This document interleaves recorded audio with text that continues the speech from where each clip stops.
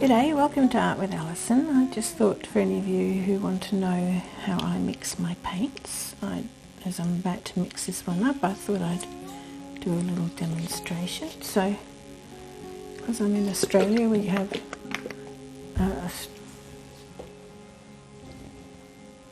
the Australian Floetrol, which looks like this.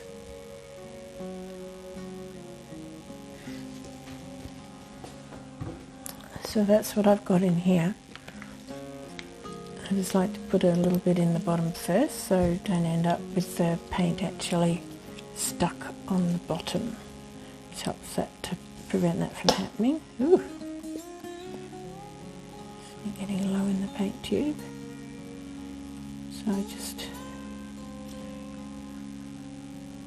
want to make up a fair amount. So I'll just should do that. So just mix that through with that little bit of Floetrol that I've already put in. I find it's best, it's a bit like cooking, if you just add a little bit of the liquid to the thicker stuff, a little bit at a time, and you're less likely to get lumps. So once that's all mixed through,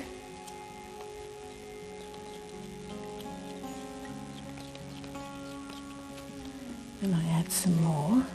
Right, so first of all I'll show you, like that's too thick now. See, I'm pouring it off.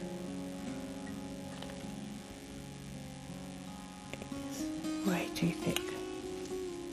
So rather than saying how much Floetrol to how much paint, which I used to do, I find now that because some paints are thicker and some paints are thinner than each other, that I just like to get it to the right consistency.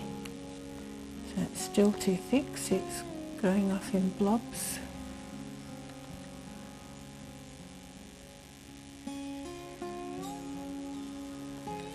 So just keep adding a bit at a time.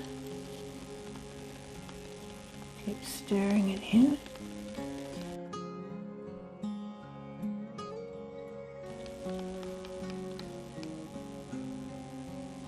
It's running a bit better, but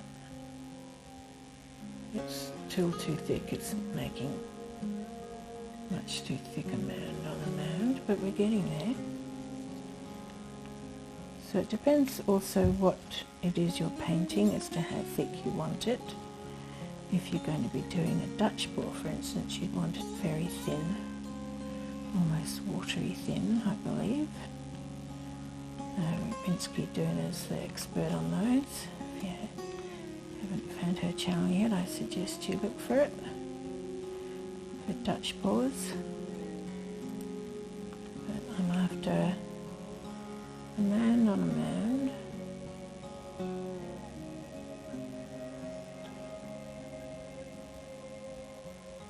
Yeah, it's quite good.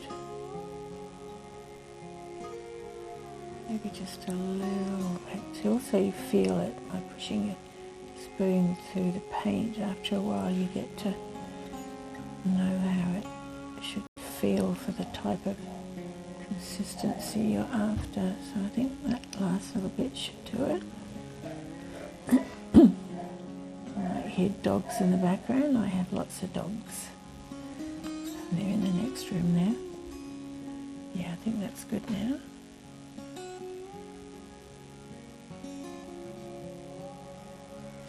Good. So that's basically how I mix my paints. Now, a good way to get the bubbles up. It just doesn't look like it's captured too many bubbles. But if you have, just go, see it brings that bubble up. Just knock it on the table. And any bubbles in there will come up. And of course the best is there's one coming out there.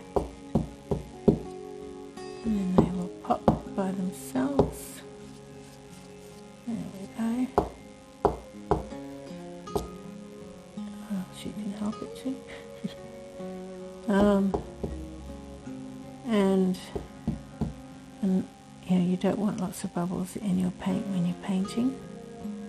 And another way, of course, is just to mix your paints the day before, and then it has time for the bubbles to rise to the top.